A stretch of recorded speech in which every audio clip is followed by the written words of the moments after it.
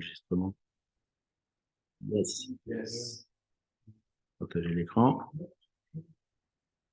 Je sais pas s'il y avait d'autres, je suis toujours il y avait Noémie, il y avait qui d'autre? Il y en a, Viviane, Annuela Viviane.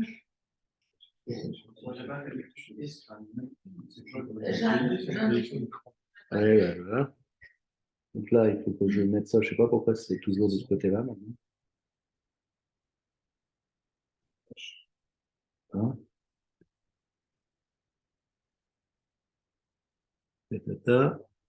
Donc l'enregistrement commence, c'est ça. Voilà. On va y arriver. Mettre ça là. Youpi, youpi.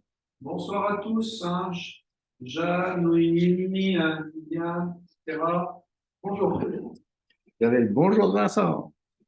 Très bien. Vous nous entendez tous bien? C'est bon?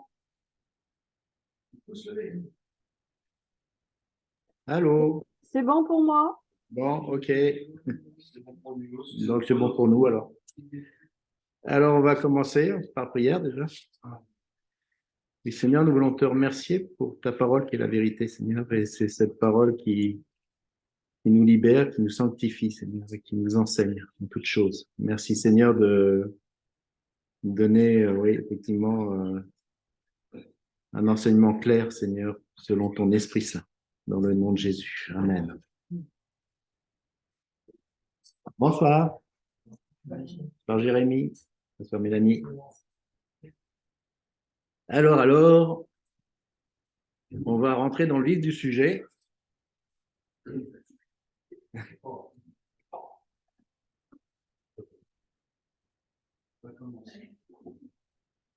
Juste histoire de reculer un peu l'ordinateur pour... Bon. Voilà. Bonjour. Bonjour, Moïse. Oh, bah, hey. Du monde. Ça arrive, ça arrive. Il y a de la place devant. Ils vont tous... postillonne pas. Hein. Si je postillonne, c'est sur l'écran. Hein. C'est pas en face de vous. Ah, bah, voilà. La salle se remplit en moins de 30 secondes, là. Bonsoir. Bienvenue. Ça y est, ils sont tous là. Il manque Marc. Ah, il manque Marc.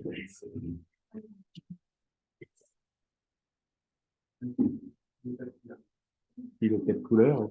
Attention.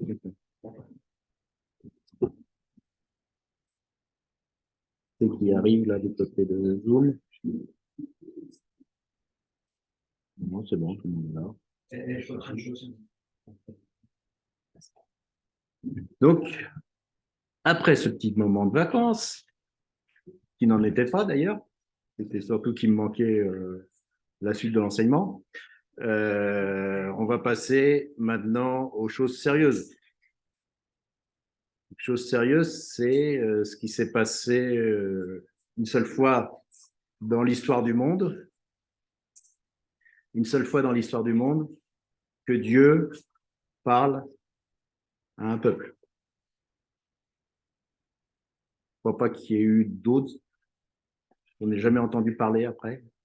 C'est la seule fois où Dieu descend sur une montagne parler à un peuple de vive voix. Donc, c'est dans Exode 19, sur le mont, donc le fameux mont Horeb, comme je vous l'ai expliqué, qui était plutôt du côté de l'Arabie Saoudite, plus que dans la péninsule du Sinaï. Donc, le voilà en photo. Hein. Enfin, on suppose que c'est celui-là. Après, on n'a pas les certitudes non plus. Mais bon, il y a de fortes présomptions. Une belle montagne toute noircie au sommet.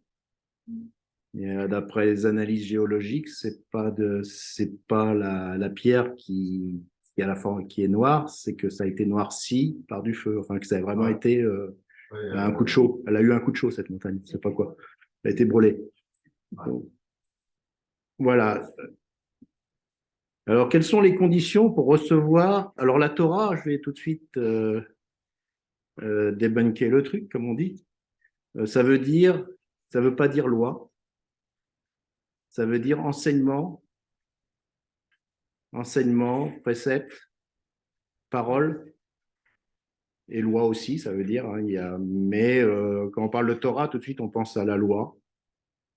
C'est pas le code civil, ni le code pénal, c'est les préceptes de Dieu, c'est-à-dire c'est vraiment l'enseignement de Dieu, la parole de Dieu. Voilà, c'est parce que bon, après, même moi qui suis formaté, souvent tendance à mettre Torah, loi, c'est pas que la loi. La loi fait partie de la Torah, mais il n'y a pas que la loi. Voilà, ça c'est la première chose. Donc, quelle est la condition sine qua non pour recevoir l'enseignement de Dieu? Vous avez le droit, hein, j'avais dit que c'était interactif. Qu'est-ce qu'il faut pour que Dieu puisse agir et parler? Pour entendre, oui. Des oreilles pour entendre. On l'écoute? Hein, une écoute, ouais. Mais qu'est-ce qu'il faut en état de cœur? Oui, enfin, le Saint-Esprit, oui, on va en parler, mais le Saint-Esprit. Et Disponible. là, on est encore dans Exode. Dans Exode. Qu'est-ce qui a fait que Dieu puisse descendre sur la montagne, parler à un peuple? Bah, c'est son idée. Ouais. Oui. Une élection. Bah, il faut que le peuple soit un peuple. Et que ce soit pas une multitude de personnes individuelles qui tirent chacun dans leur coin, comme on voit dans les milieux chrétiens.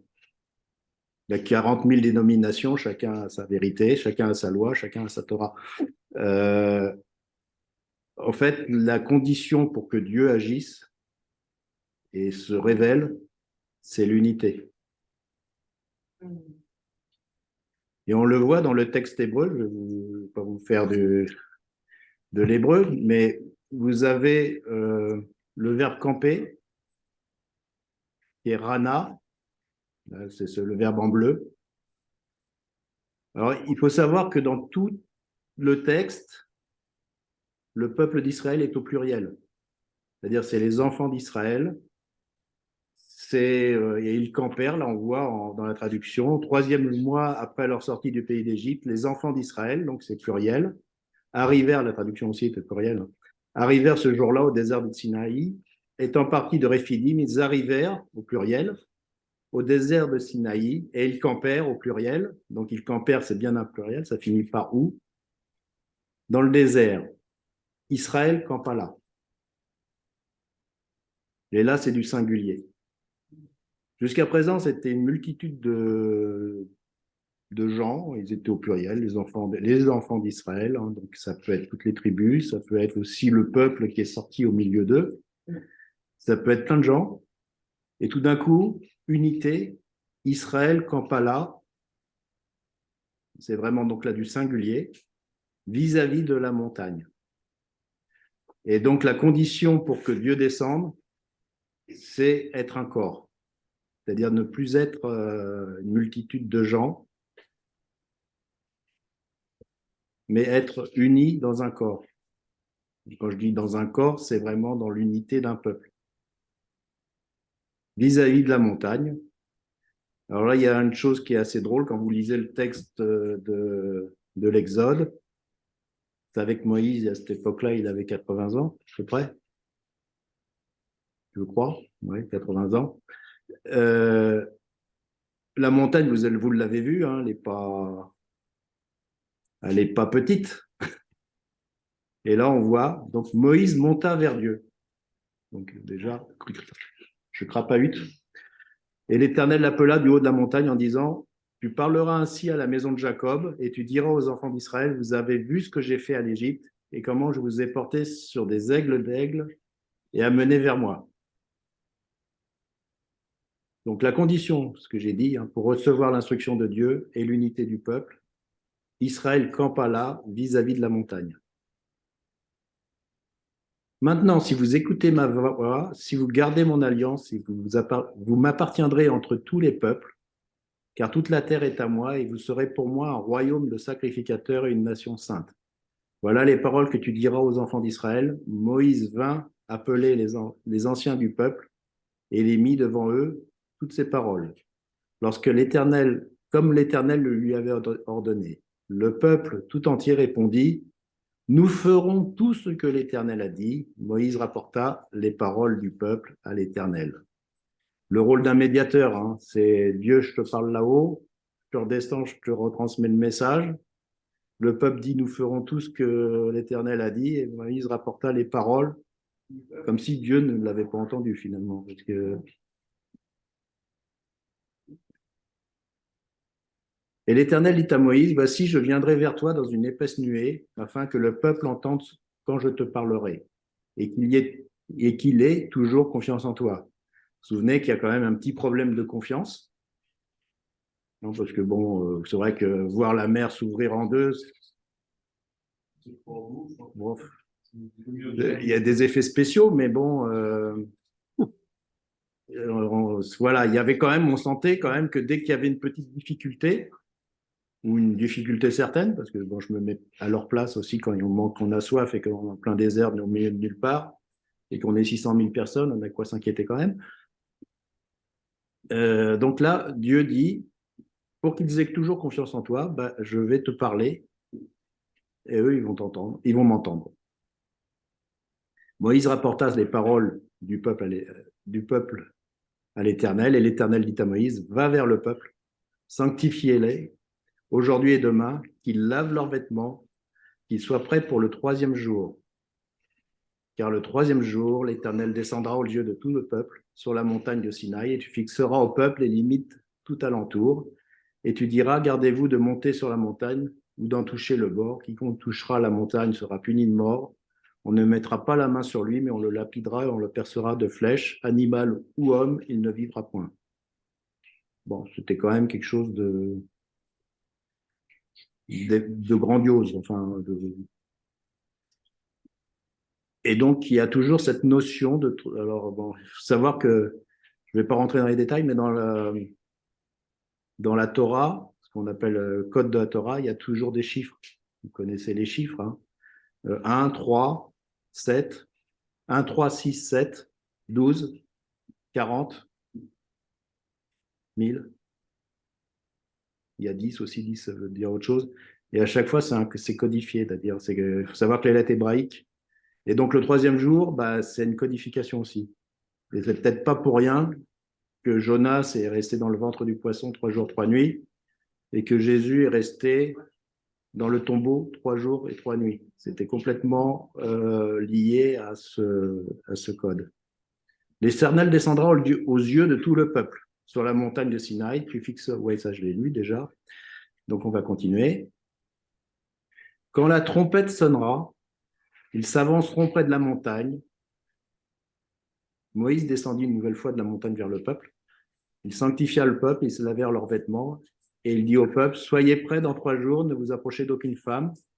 Ça a un lien avec 1 Samuel 21, 4, qui est quand David va voir le sacrificateur dans le tabernacle pour avoir du pain.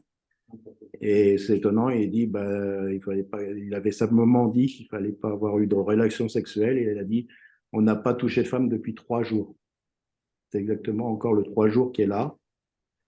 Et le 3e jour, au matin, il y eut des tonnerres, des éclairs et une épaisse nuée sur la montagne. Le son de la trompette retentit fortement et tout le peuple qui était dans le camp fut saisi d'épouvante.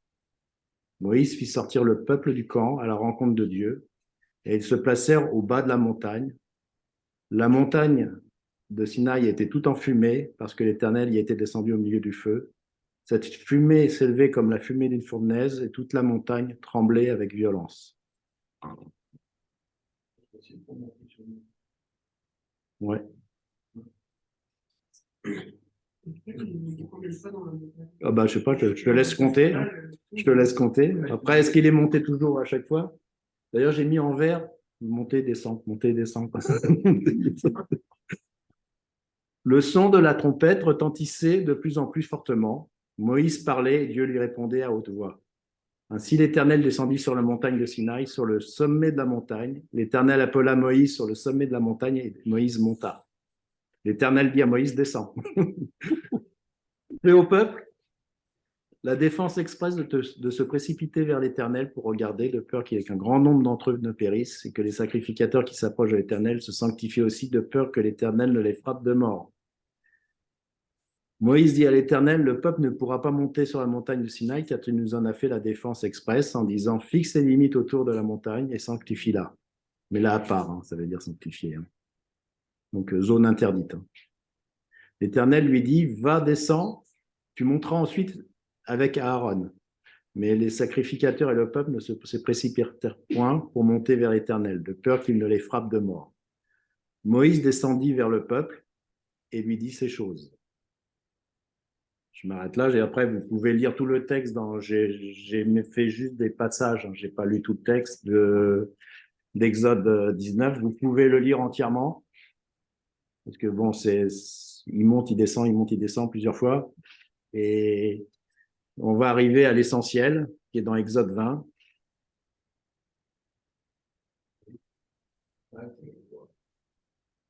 Alors, la vraie traduction, c'est les 10 paroles. C'est pas les 10 commandements. Les 10 commandements, c'est un film. C'est une comédie musicale. Mais c'était en fait les 10 paroles de Dieu. Les 10 paroles de Dieu. Donc, vous gravez du doigt de Dieu sur des tables de pierre. Et donc, on va les regarder une par une. Hein. Les 10 paroles sont gravées sur 2 tables de pierre, écrites recto verso, pas simplement recto, par le doigt de Dieu. Alors là, c'est pas dit comme ça dans la Bible, c'est pas écrit dans la Bible, mais la tradition, je dirais, d'Israël dit qu'il y a sur la première table, c'est 5 paroles concernant notre devoir envers Dieu. 5 paroles qui concernent notre devoir envers Dieu. Et sur la deuxième table, c'est 5 paroles concernant notre devoir envers notre prochain. Donc 5 paroles concernent notre devoir envers Dieu, et les 5 autres sur l'autre table, ça concerne nos relations entre hommes. Voilà, simplement, d'un côté, c'est notre relation avec Dieu, et de l'autre côté, notre relation avec les hommes. Alors Dieu prononça toutes ces paroles en disant, je suis l'Éternel ton Dieu qui t'a fait sortir du pays d'Égypte, de la maison de servitude. Première parole, tu n'auras pas d'autre Dieu devant ma face. Donc, la base de la religion monothéiste, on peut l'appeler comme ça, c'est je suis le seul Dieu, tu n'auras pas d'autre Dieu devant ma face. Donc, toute idolâtrie est interdite. Toute adoration sur une autre divinité est interdite.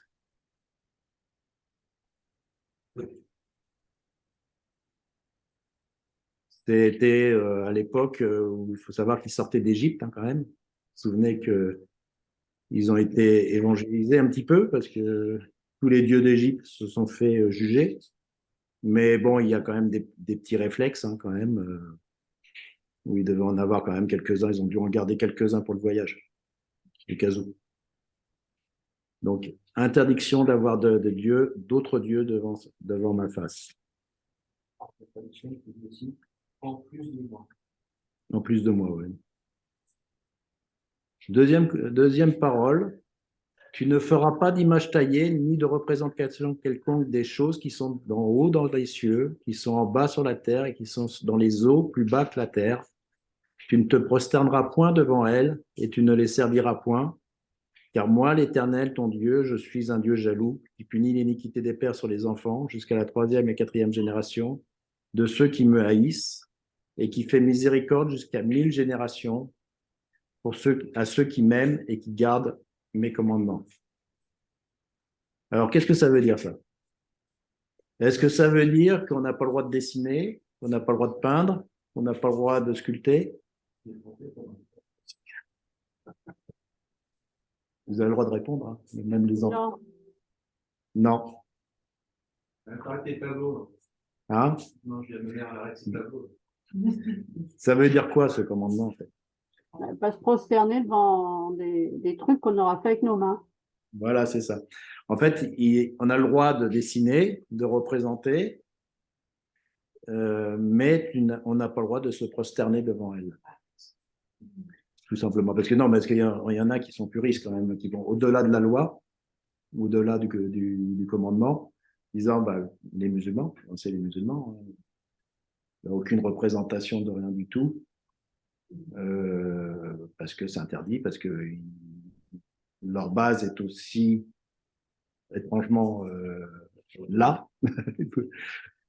Et ce qui nous fait dire ça, c'est que il dit ça à Moïse, et à peine les jours d'après, il va dire à Moïse de faire une arche d'alliance avec des chérubins, donc des choses spirituelles, sur l'arche de l'alliance, avec les ailes, et toutes les décorations qu'il y a dans le tabernacle, dans le temple de Jérusalem. C'était des représentations de choses spirituelles, sauf que bon, on se prosternait pas devant, quoi. Donc là, ce qui est interdit, c'est d'adorer et de se prosterner devant ces choses-là. Alors là, je vais faire un aparté, j'espère que je ne choquerai personne. Ce qui a fait la guerre et la division de l'Empire romain entre les orthodoxes et les catholiques, c'est qu'il y en a qui adoraient les icônes, donc les peintures, et les autres adoraient les statues. Et voilà. Donc le deuxième commandement, déjà, c'est ce qui a valu l'islam, hein. En fait, l'islam a pu sortir, c'est parce qu'ils étaient outrés de l'idolâtrie des chrétiens. Enfin, les Arabes du Moyen-Orient étaient outrés de voir l'idolâtrie, parce eux, ils respectaient un peu, comme ils disaient, ils n'avaient pas le droit de peindre ni quoi que ce soit. Ils respectaient aussi le fait de ne pas adorer des idoles telles qu'elles soient, même peintes. Dieu jaloux qui punit l'iniquité des pères jusqu'à la 3e et 4e génération, et de ceux qui me haïssent, et qui fait miséricorde jusqu'à 1000 générations de ceux qui m'aiment et qui gardent mes commandements. Alors là, c'est qu'on voit la différence entre la malédiction et la bénédiction. La malédiction, c'est 3, 4 générations. 1000 générations, je suis même pas sûr qu'ils y soient arrivés encore là, jusqu'à 1000 générations depuis. Si on compte qu'une génération, c'est 40 ans, ça fait 40 000 ans. C'est pas les chiffres, c'est Ouais, numérique, c'est symbolique. C'est symbolique. Il y a un temps assez court pour les malédictions, comme quoi Dieu a mis un temps très long pour ceux qui sont dans sa voie. 1000, le chiffre 1000, dans le code de la Torah, c'est infini, quoi. C'est infini, c'est que la bénédiction, la miséricorde de Dieu est infinie. Elle peut aller jusqu'à 1000 générations, enfin, c'est pas 1000 générations, je te dis, c'est 40 000 ans, donc on n'y est pas encore, puisque ça date de 3400 ans. Deuxième commandement, donc voilà. Les chrétiens sont déjà, enfin, quand je dis les chrétiens, c'est l'église chrétienne primitive, enfin pas primitive, celle qui est arrivée après, est déjà dans les choux. Tu ne prendras pas le nom de l'Éternel, ton Dieu, en vain, car l'Éternel ne sera pas impuni celui qui prendra son nom en vain. Alors, qu'est-ce que ça veut dire, ça? Simplement de ne pas jurer. Oui, c'est ça, de ne pas dire, oui. Mais c'est plus que ça, enfin, je pense que c'est... Respect, révérence. Oui, c'est ça, de prendre, de tellement respecter Dieu, de ne pas le prendre même pour jurer quelque chose. Dans le sens, il y en a qui jurent sur leur tête. D'ailleurs, Jésus l'a dit, hein, aussi, ne jurez pas sur Voilà, sur Jérusalem, etc., sur rien du tout. Donc, ne pas prendre le nom de Dieu en vain. Les Juifs, ils ont poussé la chose très loin, puisque eux, ils n'ont pas le droit ni de prononcer le nom de Dieu, donc que vous ne connaissez pas d'ailleurs, mais aussi des fois, ils écrivent même pas le nom de Dieu, ils mettent, c'est pour ça que vous voyez des fois dans certains écrits juifs, c'est D.IEU. Voilà. Donc, c'est pas. Ils osent même pas l'écrire, Dieu. C'est-à-dire.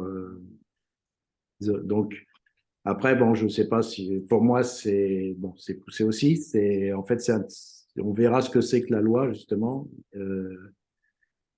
par rapport à ne pas écrire le nom de. Enfin, je veux bien pour le tétragramme de ne pas dire ce que c'est, mais pour dire même Dieu en français, ils ne l'écrivent pas, quoi. Quatrième parole. Souviens-toi du jour du Shabbat pour le sanctifier. Tu travailleras 6 jours, tu feras tout ton ouvrage, mais le 7e jour est le jour du Shabbat de l'Éternel ton Dieu. Tu ne feras aucun ouvrage, ni toi, ni ton fils, ni ta fille, ni ton serviteur, ni ta servante, ni ton bétail, ni l'étranger qui est dans des portes. Car en 6 jours, l'Éternel a fait les cieux et la terre, les cieux, la terre et la mer, et tout ce qui est contenu, et tout ce qui est contenu, et il s'est reposé le 7e jour. C'est pourquoi le Seigneur a béni ce jour du repos et l'a sanctifié. Alors, repos, c'est aussi, en hébreu, c'est relâche. Jour de relâche. Donc, il n'est pas marqué « Souviens-toi du Shabbat ». Il est marqué « Souviens-toi du jour du Shabbat ». Alors là aussi, je vais peut-être faire encore polémiquer un peu. Jusqu'au l'an 300, les chrétiens et les juifs avaient leur culte ensemble le jour du Shabbat, donc le samedi.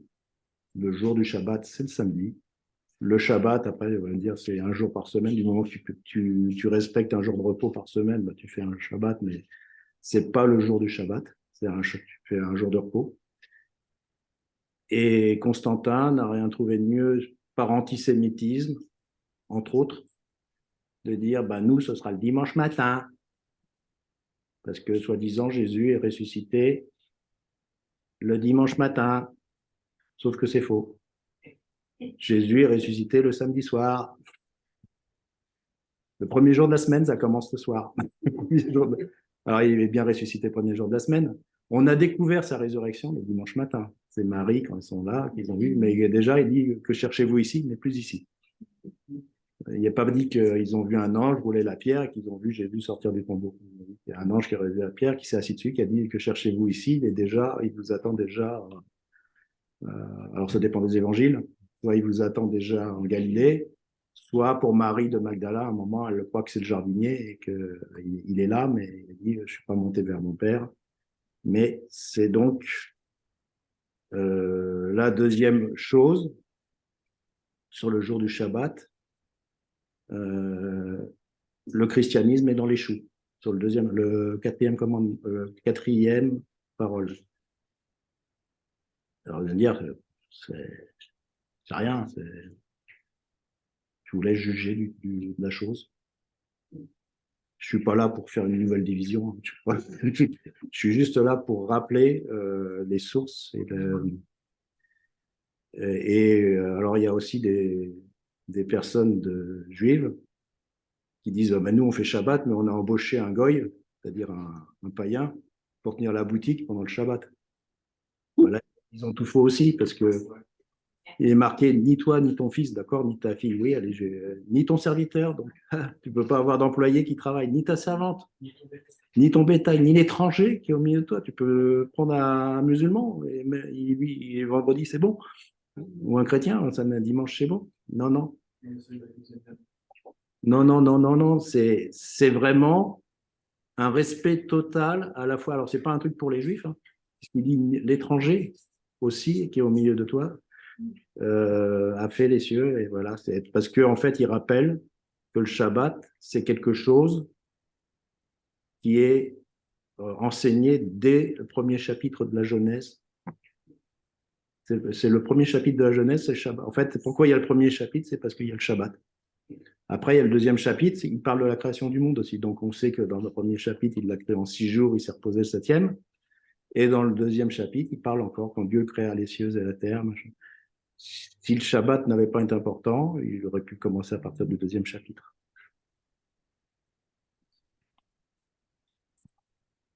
Cinquième parole. Honore ton père et ta mère afin que tes jours se prolongent dans le pays que l'Éternel, ton Dieu, te donne. Ça veut dire là, il y a quelque chose qui ne va pas. Tu viens de nous dire tout à l'heure que les 5 premiers concernaient Dieu. Non, c'est parce que il me semble que j'ai dit ça. Hein. Oui. Qu'est-ce que fait ton honore ton père et ta mère afin que tes jours se prolongent dans le pays de l'Éternel, ton Dieu, dans la première table? Bonne question. Ce sont non seulement les représentants de Dieu, mais ce sont les créateurs aussi. Ce sont tes géniteurs, donc quelque part, ils t'ont créé, enfin quelque part, ils ont participé à ta création. Même si c'est Dieu ton créateur, ils ont participé à ta création. Donc ton père et ta mère, alors je veux dire pour les Juifs, c'est très facile, hein, ta mère, c'est Dieu, quoi. Pour la mère, le fils aussi, c'est Dieu même. Mais honorer son père et sa mère, c'est pas, ouais, je t'aime bien, mais voilà, c'est quelque chose de plus profond que ça. Alors, c'est pas non plus l'adoration qu'on donne à Dieu, parce que Jésus a dit, celui qui ne hait pas son père et sa mère n'est pas digne de moi. Enfin, ne hait pas, c'est pareil, ça, c'est encore un contexte de langage qui dit, celui qui ne préfère pas, il ne me préfère pas à son père et sa mère n'est pas digne de moi. Mais là, en fait, après Dieu, les premières personnes qui devraient être honorées aussi, c'est son père et sa mère. Je pense aussi que les enfants ils apprennent à respecter les parents. Et après, ça les aide à respecter Dieu. Oui, c'est ça. Ils se respectent les parents, on respecte l'autorité. C'est l'image un peu. On est l'image de Dieu. Enfin, les parents sont l'image de Dieu, surtout quand tu es en bas âge. Les parents sont à l'image de Dieu. C'est aussi l'image du couple, l'image forte de Dieu à ses fils. Oui, c'est ça. Les dualités très prononcées. Et comme elle disait, on commence à obéir à ce que l'on voit avant de pouvoir obéir à ce que l'on voit. Tout à fait. Sixième, là on est dans les relations entre hommes. Tu ne tueras pas, ça commence bien. Ça, c'est la moindre des choses. Hein. Pour avoir une relation avec quelqu'un, c'est pas de le tuer. Je vous le dis tout de suite, je vous apprends quelque chose. Alors, le hébreu, c'est pas tu ne tueras point, c'est tu n'assassineras point. Parce que tu ne tueras point, quand tu vois après le reste des récits de l'Exode, où il y a massacre sur massacre, on va me dire pourquoi ils n'ont pas respecté le 6e commandement. Le tuer dans une guerre est autorisé. Est autorisé. Avec la conquête. Par contre, Jésus va nous l'expliquer plus profondément, c'est le fait d'assassiner qui est interdit. Parce que l'assassinat, c'est quelque chose de final par rapport à une haine. Et on verra, on va voir, parce que là, on est sur le basique, hein, mais on va voir un peu ce que Jésus dit par rapport à ça. Tu ne commettras point d'adultère. Donc, c'est sûr que si tu aimes quelqu'un, si tu aimes ton prochain, tu ne veux pas lui piquer sa femme. Tu ne déroberas pas, donc tu ne voleras pas. C'est des commandements qui sont assez simples. Hein. Donc, c'est pareil, si tu aimes quelqu'un, tu ne veux pas aller le dérober. Tu ne porteras pas de faux témoignages contre ton prochain. Donc, si tu aimes quelqu'un, tu ne vas pas raconter n'importe quoi. Quand on parle de faux témoignages, c'est aussi de la médisance, des fois, ou de la calomnie. C'est pas juste devant un tribunal où tu fais un faux témoignage devant un tribunal. Si tu dis quelque chose de ton frère qui est faux, tu effreins la 9e parole. C'est pas là parce qu'on dit faux témoignage, tout de suite tu penses au tribunal, quoi. C'est-à-dire devant le juge. Non, c'est pas devant le juge, c'est tous les jours de la vie. Tu ne convoiteras pas la maison de ton prochain, tu ne convoiteras pas la femme de ton prochain, ni son serviteur, ni sa servante, ni son bœuf, ni son âne, ni aucune autre chose, ni qui appartienne à son prochain, ni sa Ferrari, ni sa piscine, ni son jet privé, ni sa fortune.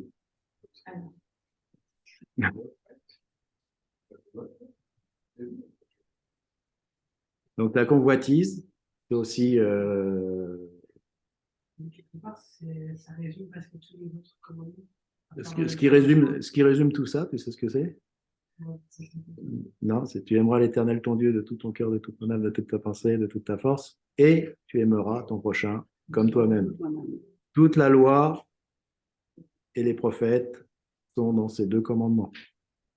Et aussi, avant, écoute Israël. Parce que là, c'est pareil, si Israël, Dieu parle, il fallait qu'Israël soit dans l'unité, à l'écoute. C'est pas un commandement, c'est une logique. Quand tu parles, écoutez. Ouais, c'est ça.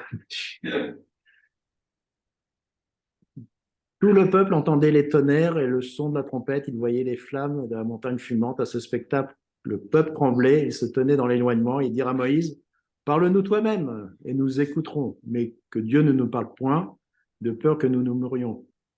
Moïse dit au peuple, ne vous effrayez pas, car c'est pour vous mettre à l'épreuve que Dieu est venu, et c'est pour que vous ayez la crainte devant les yeux, afin que vous ne péchiez point. Le peuple restait dans l'éloignement, mais Moïse s'approcha de la nuée où était Dieu. Donc c'était tellement fort les paroles de Dieu qu'à un moment ils ont dit bon bah allez on en a assez, c'est bon quoi, on va mourir, on va mourir, arrêtez, c'est trop fort pour nous quoi. Voilà. Donc les 10 paroles. Alors question que je pose, est-ce que les 10 paroles sont encore d'actualité aujourd'hui? Yes. Oui. Oui. Tout le monde dit oui. C'est bien. Il n'y a rien eu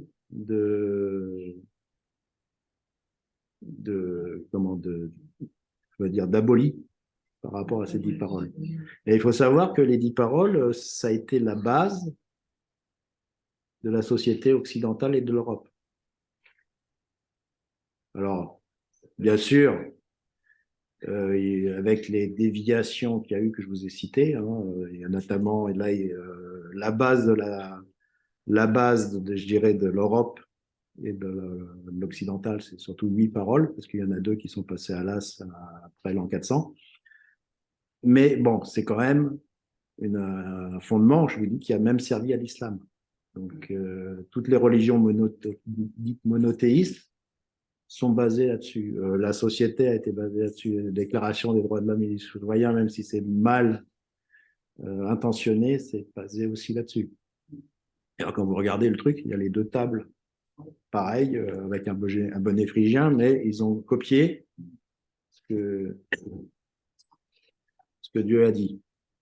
Donc, et il n'y a que récemment où l'ONU est en train de passer des lois pour oublier complètement ces 10 paroles. Donc on part sur quelque chose d'anti-Dieu. Bon, déjà, Dieu est mort, ça fait déjà plus d'1 siècle, mais maintenant on essaye de retirer les 10 paroles qui sont la base de toute société, de toute la société occidentale. C'est grandement par les philosophes. Ouais. Et du coup, il y a une question qui se pose. Je suis d'accord que Dieu a dit et qu'il est, mais en tant que cas-là, c'est compliqué pour nous de se relayer en samedi, vu que pour la plupart, il y a ceux qui ne travaillent pas, mais ceux qui travaillent. Mais qu'en France, ce jour, entre guillemets, on peut ne pas travailler, c'est dimanche, c'est entre guillemets, hein, dans le milieu médical, etc. Mais je vois, moi je connaissais des missionnaires qui étaient en Centrafrique et autres, ils faisaient le culte le vendredi, parce que c'était le vendredi que On ne travaillait pas, donc c'était le seul moyen qu'ils pouvaient se réunir. Donc, du coup, la question qui se pose, vu que la loi est éternelle, on ne doit se réunir samedi, alors on fait comment? Tu pries. Ce qu'on fait comment, déjà, c'est d'avoir déjà l'attitude de cœur de le savoir. Alors, quand je dis Shabbat, on passera, on va continuer sur le truc de la loi, mais on en reparlera du Shabbat. C'est pas le Shabbat des Juifs tel qu'il est fait actuellement, on est d'accord. Tu n'as rien le droit de faire à part faire des enfants. Ah, quand même. Ah oui, tu as le droit. Et encore, il y a pas tous les milieux sont pas autorisés. Ouais. Mais Shabbat, c'est pas ça. Enfin, c'est parti de ça, mais c'est pas ça l'esprit du Shabbat. Mais c'est vrai que dans l'absolu, s'il y avait quelque chose à faire dans l'église, ce serait de se réunir le samedi. Alors bon, pas samedi matin, je sais que les apôtres se réunissaient au début le samedi matin, mais on voit à un moment qu'ils se réunissaient à la fin du Shabbat. C'est-à-dire ils fêtaient la fin du Shabbat. C'était là où Jésus était ressuscité d'ailleurs. Ils fêtaient la Shabbat. C'est pour ça qu'il y en a un qui s'est endormi parce que ça s'était prolongé tard le soir et qu'il était tombé de sa fenêtre. C'est pas que Paul était venu le dimanche matin, il avait prêché toute la journée, il était bavard, hein, et puis que ça s'était prolongé dans la nuit de lundi, et puis que l'autre il est tombé de sa fenêtre dans la nuit de lundi. Non, c'est pas ça. Ils ont commencé à Shabbat, c'est-à-dire le Shabbat n'était pas fini, puisque je sais plus comment ça s'appelle, la cessation du Shabbat. Il y a, en fait, la synagogue, ça commence le vendredi soir. Tu as l'avenue du Shabbat, le vendredi soir, tu as une réunion le vendredi soir. Tu as une réunion le samedi matin et tu as une réunion samedi soir avant la fin du Shabbat qui dure jusqu'à dimanche 16h à 12h. Donc c'est vrai que moi je pense que quelque part, si ce que je disais, on se décatholise, il faudrait abandonner le dimanche. Ça, je le crois personnellement, parce que ça, c'est un truc qui vient de Constantin. Après, voilà, je suis pas là non plus pour faire une division, mais je le crois sincèrement. À cause de ça. C'est-à-dire, c'est tellement important quand tu regardes, je vais me dire, c'est ce que font les adventistes. Après, bon, il y a d'autres problèmes, mais sur ce point-là, je pense qu'ils ont raison. Sur ce point-là, c'est ce que je pense qu'ils ont raison. Et il y a plein de groupements chrétiens, de chrétiens plus les adventistes, mais il y en a d'autres. Et vous savez que jusqu'au 8e siècle, il y a pas mal de groupes chrétiens qui se réunissaient le Shabbat, qui étaient restés sur le Shabbat. Et ils ont été tous méthodiquement persécutés par l'Église catholique ou par les autres églises. Il n'y a pas que les catholiques, hein. Il y a, par toutes les églises. Pour imposer ce culte. Enfin, vous savez, je l'ai déjà dit, un dimanche matin. Pourquoi dimanche matin? C'est que Constantin était un adorateur du dieu soleil. Et le dimanche, c'était le jour de l'adoration du soleil. Premier jour de la semaine, c'était là. C'est pour ça qu'en anglais, ça s'appelle Sunday. Voilà.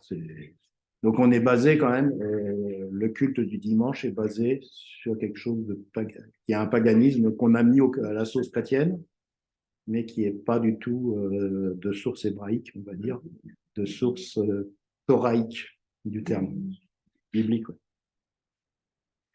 Voilà. Bon, on va continuer de toute façon, parce qu'il y a plein de choses à voir. Donc, quand on voit les choses dans la perspective de la grâce, alors ça, je l'ai mis là, mais bon, je ne sais pas si j'aurais dû le mettre là d'ailleurs. Quand on voit les choses en parlant de la loi, donc des 10 commandements, dans la perspective de la grâce, il y a plus le langage légaliste, il faut que, je dois, devant les choses spirituelles, on dit plutôt je désire. Le légaliste dit tu dois, il faut. La grâce dit je désire, je veux. Le légaliste dit tu dois, il faut agir avec ta propre force, tes propres ressources humaines. La grâce dit je désire, je veux. C'est Dieu qui produit en nous le désir, c'est lui qui produit en nous le vouloir et le faire. Et dans Philippiens 2,13, il y a un grand paradoxe. La grâce et l'amour sont plus exigeantes que la loi. Les pharisiens de l'époque de Jésus exigeait seulement les normes extérieures. Et on va continuer par la suite. Là, on est dans la Révélation. Puis je vis le ciel ouvert, et voici apparu un cheval blanc. Celui qui le montait s'appelle Fidèle et Véritable. Il juge et combat avec justice. Ses yeux étaient comme une flamme de feu. Sur sa tête étaient plusieurs diadèmes. Il y avait un nom écrit que personne ne connaît, si ce n'est lui-même. Il était revêtu d'un vêtement teint de sang. Son nom est la parole de Dieu. Les armées qui sont dans le ciel le suivaient sur des chevaux blancs revêtus d'un fin lin blanc, pur. De sa bouche sortait une épée aiguë pour frapper les nations. Il les pètera avec une verge de fer et il foulera la cuve du vin de l'ardente colère du Dieu Tout-Puissant. Il avait sur son vêtement et sur sa cuisse un nom écrit, Roi des rois, Seigneur des seigneurs. C'est dans Révélation. Donc là, il est parlé du Messie, qui aura un nom nouveau. Donc là aussi, ça choque quand on dit que c'est Jésus qui revient. Oui, c'est Jésus qui revient, c'est le même. Hein. Il n'y a pas de doute là-dessus. C'est le même, mais sauf qu'il ne s'appellera plus Jésus. Jésus, ça veut dire Dieu sauve. Là maintenant, je ne sais pas comment il s'appellera, il aura un nom nouveau que lui seul connaît. Ce sera Dieu juge ou Dieu... Et donc, quelque part, il foule la cuve de colère. Mais là, son nom nouveau, c'est parole de Dieu aussi. La parole de Dieu, c'est la même que celle qui a été révélée sur le mont Horeb. Et la parole a été faite chair, et elle a habité parmi nous, pleine de grâce et de vérité. Et nous avons contemplé sa gloire, une gloire comme la gloire du Fils unique venu du Père. Jean lui a rendu témoignage et s'est écrié, c'est celui dont j'ai dit, voici, il vient après moi, voici celui qui vient après moi m'a précédé, car il était avant moi, car nous avons tous reçu de sa plénitude. Et grâce pour grâce, car la loi a été donnée par Moïse, mais la grâce et la vérité sont venues par Jésus-Christ. C'est dans Jean 1,14. La parole et le Messie ne font qu'un. Il n'y a pas de dualité à opposer entre la loi et la grâce. Les deux agissent pour notre sanctification. Moi, dans mon formatage évangélique, dès le début, on m'a dit, tu es sous la grâce. La loi, tu peux l'acheter à la poubelle, on n'est plus dessous, on n'est plus sous l'ancienne alliance, l'Ancien Testament, donc Dieu est mort aussi au Sinaï. En fait, grosso modo, moi j'avais la vision qu'avant Dieu était, à l'époque du peuple d'Israël, c'était mec, il fallait pas l'approcher, quoi, parce que sinon tu te faisais foudroyer. Il fallait pas toucher la montagne, il fallait pas ceci, il fallait pas ça. Et puis tout d'un coup, il est devenu super cool en Jésus-Christ. Et voilà, non, mais je pousse le trait. Alors, soit qu'en vieillissant, il est devenu, comme les parents, ils deviennent tout mous d'un moment quand non, Dieu est le même hier, aujourd'hui, éternellement. Il a pas, il est celui du Sinaï, il est encore là. Et il n'est pas moins exigeant en Jésus-Christ. Et on va le voir. Donc, il n'y a pas de dualité opposée entre la loi. Alors on va dire, parce qu'il y a des choses aussi, on va expliquer pourquoi ça. Parce que il y a tous les écrits de Paul qui sont des lettres.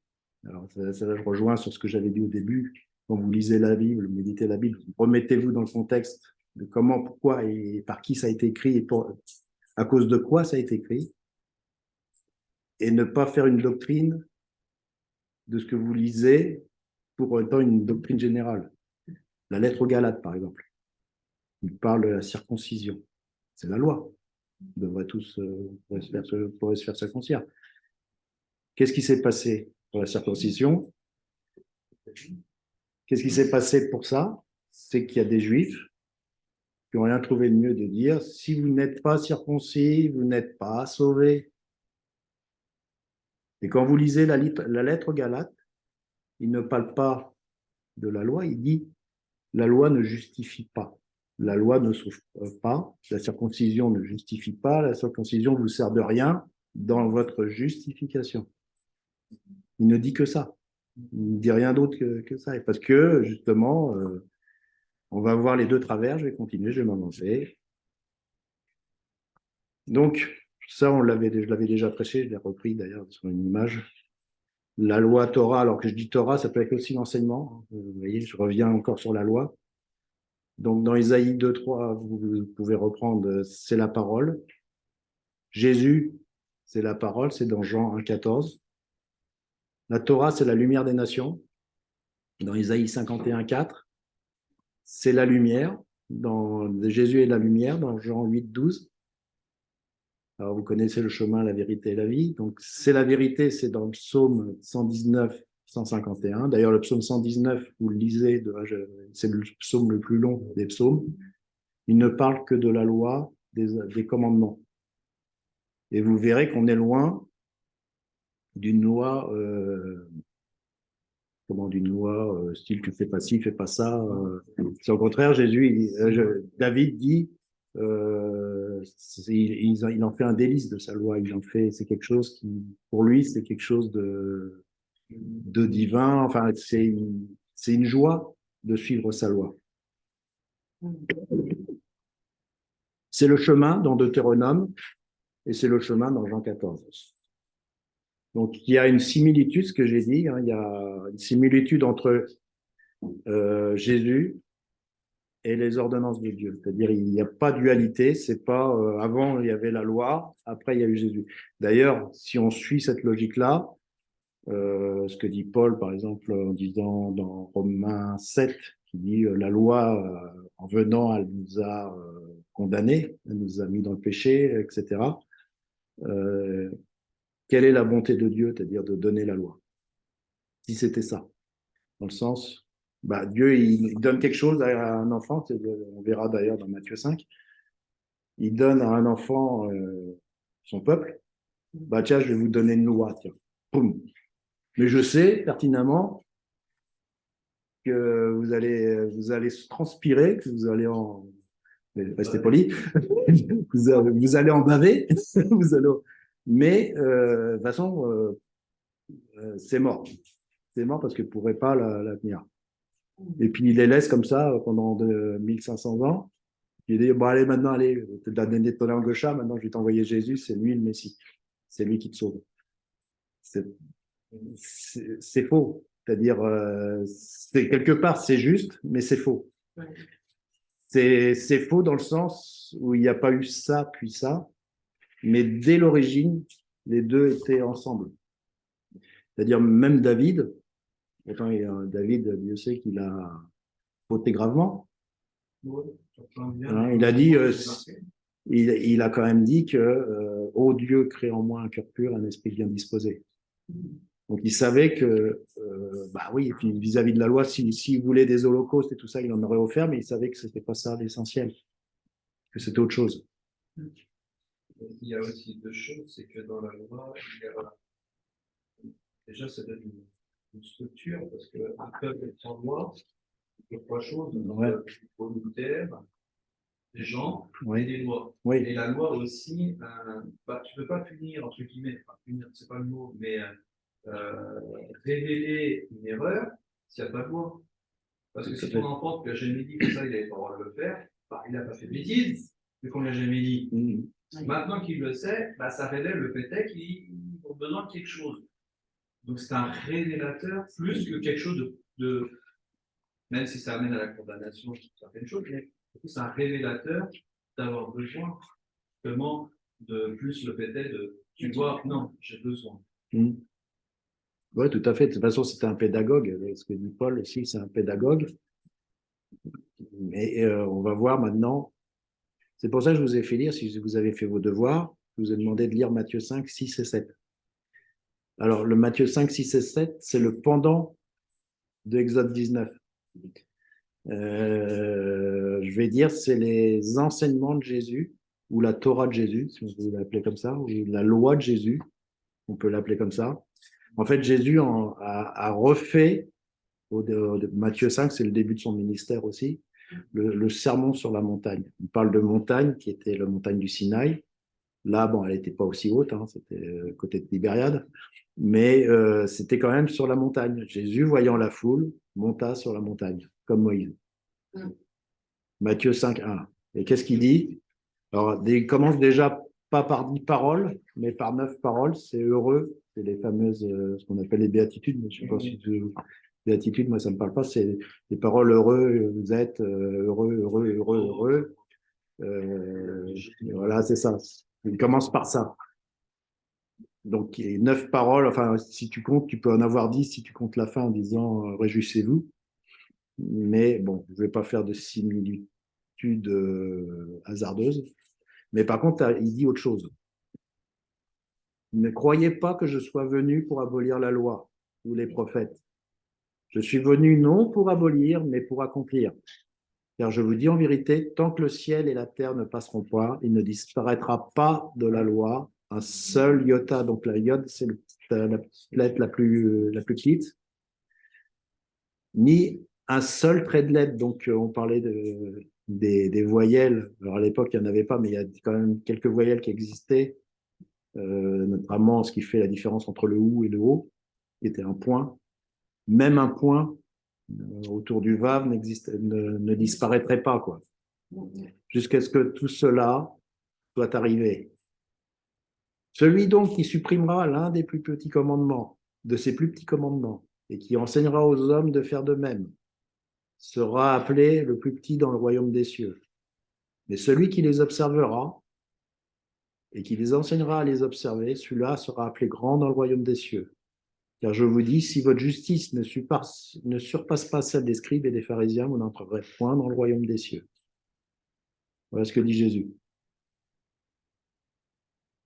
Celui qui les observera et qui enseignera à les observer sera appelé grand dans le royaume des cieux. Alors, celui qui ne les observe pas, il n'est pas dit qu'il sera jeté dehors, hein, il sera petit dans le royaume des cieux.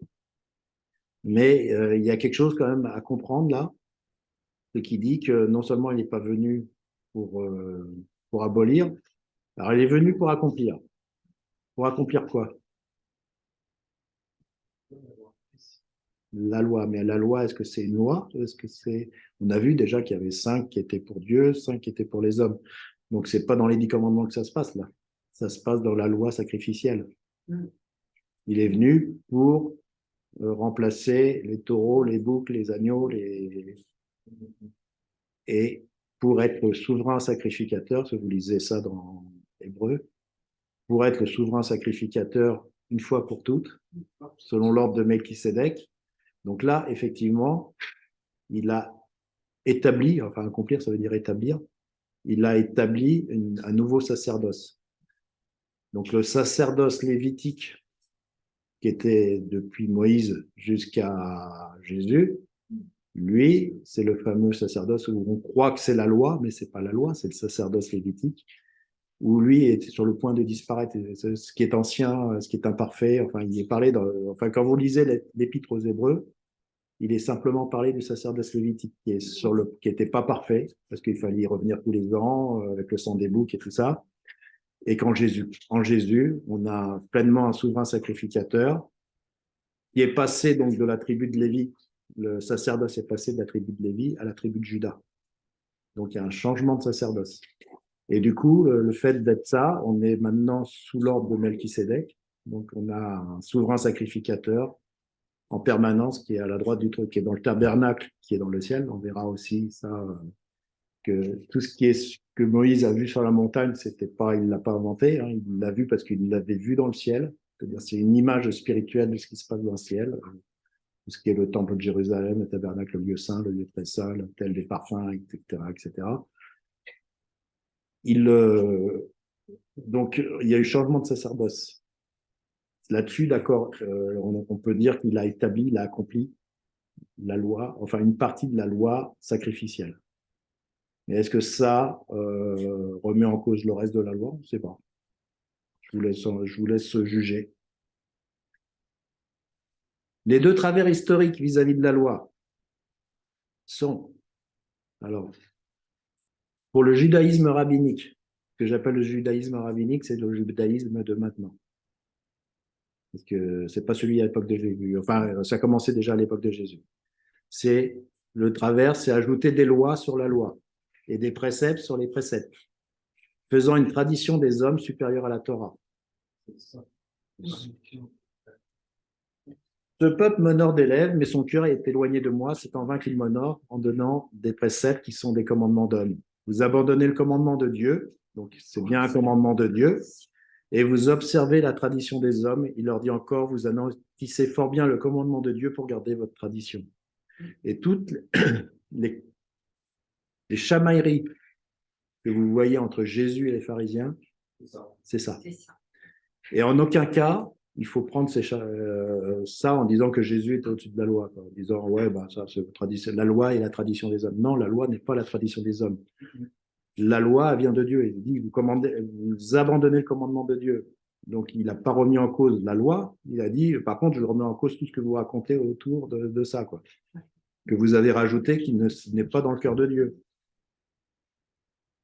Pour le judaïsme rabbinique, que l'Éternel parle, alors on a dans le Exaïe 28, hein, que l'Éternel parlera à ce peuple, il lui disait, voici le repos, voici le Shabbat. Laissez reposer celui qui est fatigué, voici le lieu du repos. Mais ils n'ont point voulu écouter, et pour eux, la parole de l'Éternel sera précepte sur précepte, précepte sur précepte, règle sur règle, règle sur règle, un peu ici, un peu là, afin qu'en marchant, ils tombent à la renverse et se brisent, afin qu'ils soient enlacés et pris.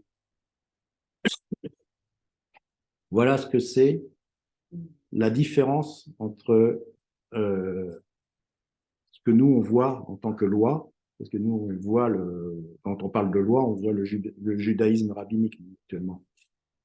Mais c'est pas, en fait, la loi, c'était le repos, c'était le Shabbat, c'était vous savez, quand il est dit c'est dans Hébreu qu'il dit, forcez-vous de rentrer dans ce repos. C'est que la loi n'est pas dure à porter. Elle se fait naturellement dans le repos, par la grâce. La grâce. Par la grâce. Il est quelle heure là? Je me suis étendu. 21h04. On garde la suite pour la suite? S'il te plaît, Lionel, Ah, le verset là, de Marc, c'est quelle référence, s'il te plaît? 7-6. Merci. Parce que j'ai encore plein de choses à dire. Mais est-ce qu'on s'arrête là ou on continue par la suite? Parce que je vais vous parler de la loi de Jésus, mais après. Mais là, on est parti pour 1 heure. On garde pour la prochaine?